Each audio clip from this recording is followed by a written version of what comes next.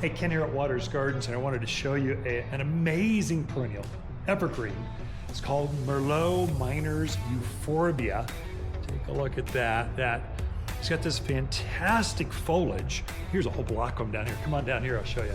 So this is just an amazing plant, evergreen perennial. It comes back year after year after year. It's related to gopher plant, but I think it's even prettier. Puts on an amazing little flower to it. The covers, it gets about knee-high or so, kind of vase shaped. Looks fantastic in container gardens.